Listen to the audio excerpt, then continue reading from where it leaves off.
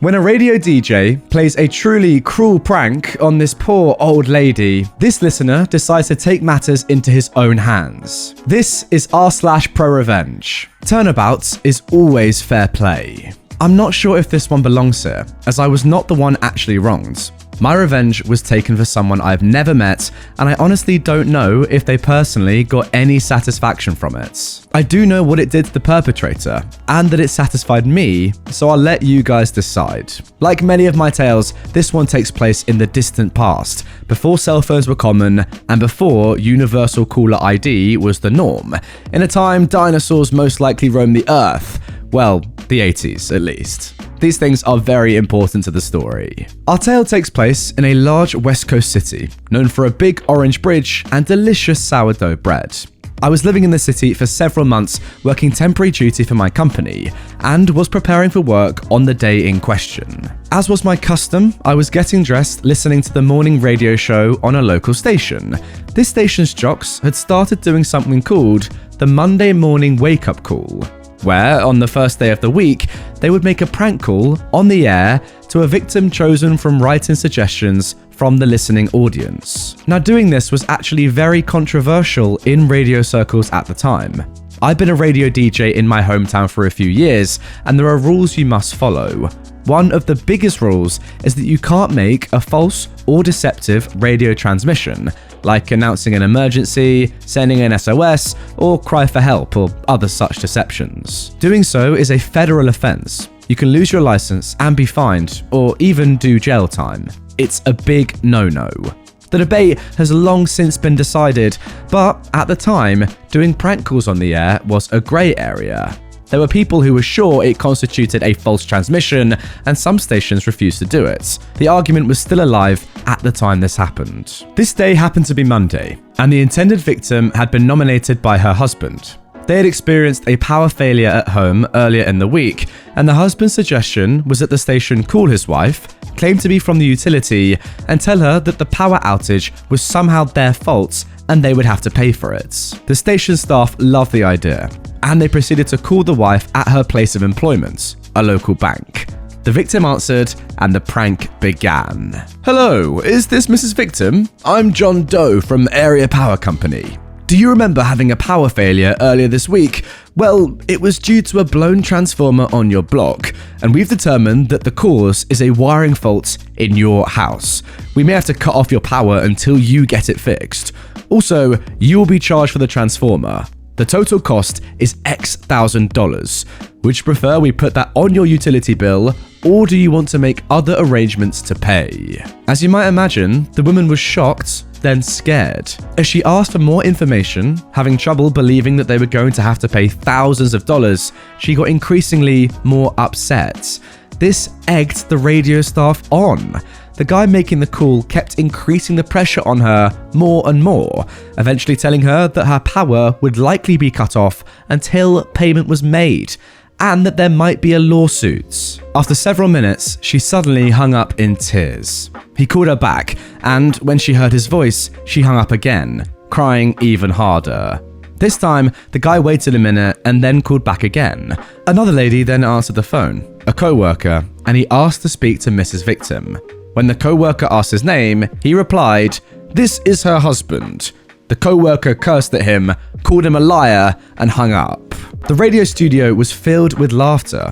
The jocks thought it was hilarious. They took calls from listeners who were all laughing and talking about what a great prank it was.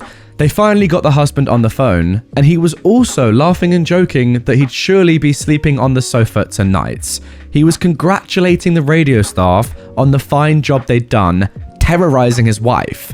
The radio host promised the listening audience that, because the prank was so funny, they would certainly be playing the whole recorded prank again at noon. So, be sure to be listening, and call your friends. I, in my efficiency apartment listening to this, was getting mad.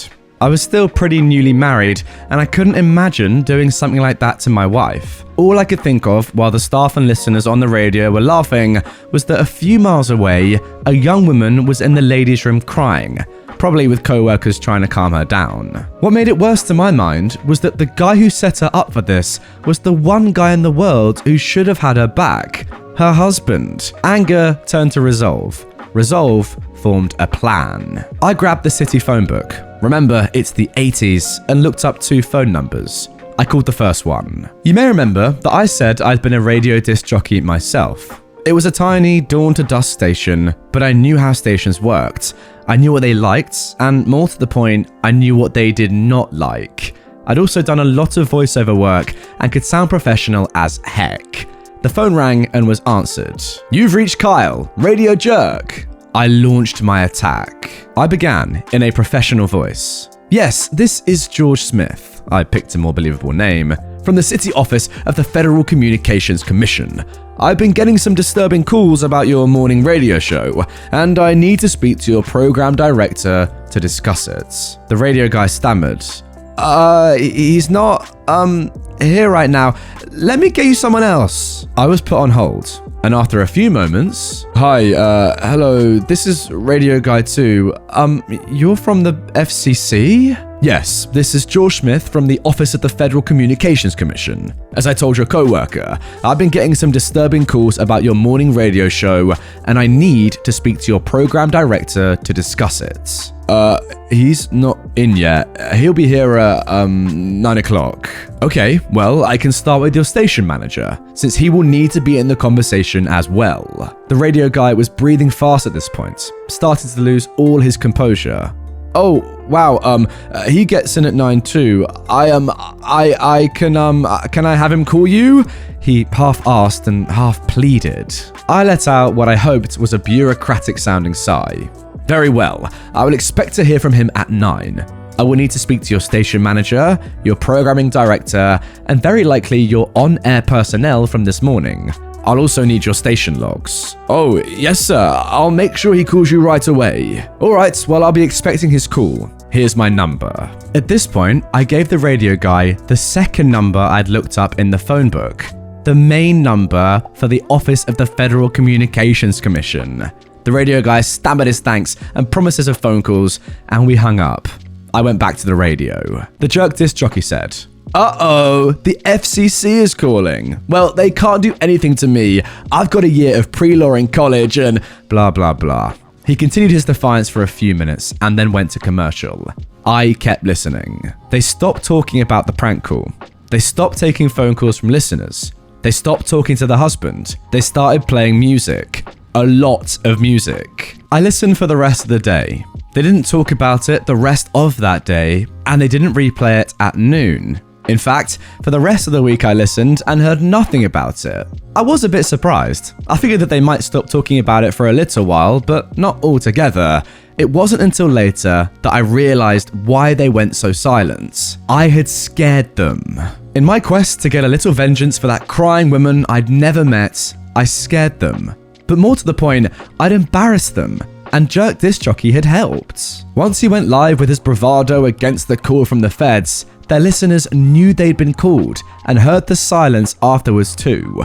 They were embarrassed because I'd just done to them what they'd done to her, and they didn't even want to admit it. Now, I've kept the name of this poor woman's husband a secret, because I've always wished that I could meet that woman, and her husband's name would be how I would know it was really her. I doubt she's still married to the guy, but I'd like to let her know that in that place, on that day, someone had her back. And there we go, that is the end of that story. I've got to say, that is hands down one of the best revenge stories I've read. First of all, amazingly well written and structured, I enjoyed that. But secondly, I cannot believe that radio stations in the past were allowed to do this. Look, I'm all for a good prank in good nature that people can laugh at, but when it's malicious like this, and you're really causing this woman to go through such a terrible moment in her life, I mean, yeah, genuinely floods of tears. She's probably thinking about the insane amount of debt that she's about to get into, and the fact that she'll have no power to her house.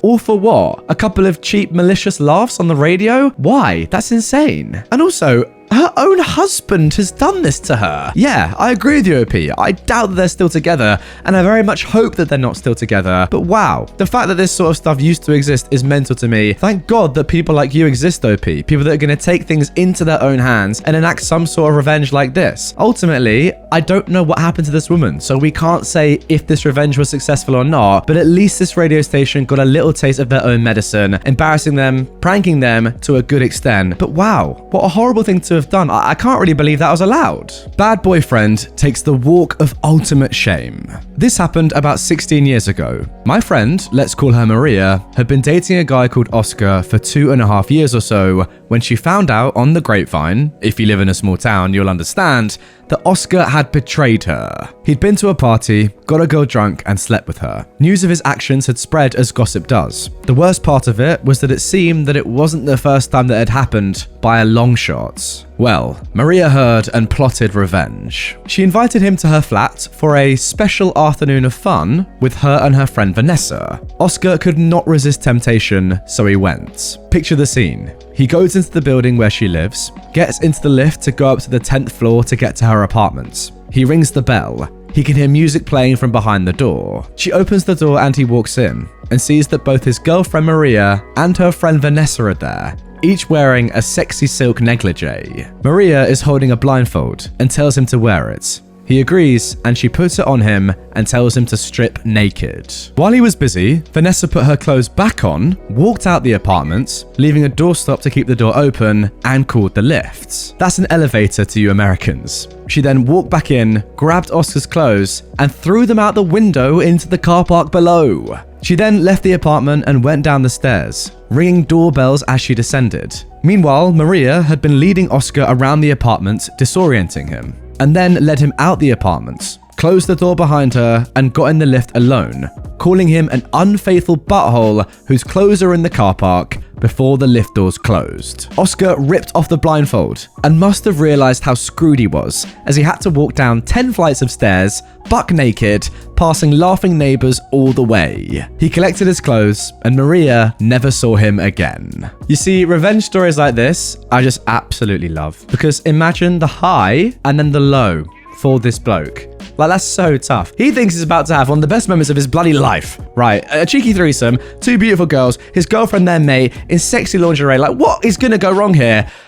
Everything. Imagine walking downstairs through like an apartment block, everyone laughing at you. You've got your big old, well, probably small old chebber out, and that's about that. Does it get much worse? Like, the high to the low, incredible. What fall from grace? Hey, don't cheat on your girlfriend. Simple as that. Anyway, guys, that is going to do it for this episode of r/ProRevenge. I really enjoyed those 2 stories, and I hope you did too. If you did, drop a like on the video to let me know you enjoyed them. Comment down below what you think of both of them, and watch them all right away.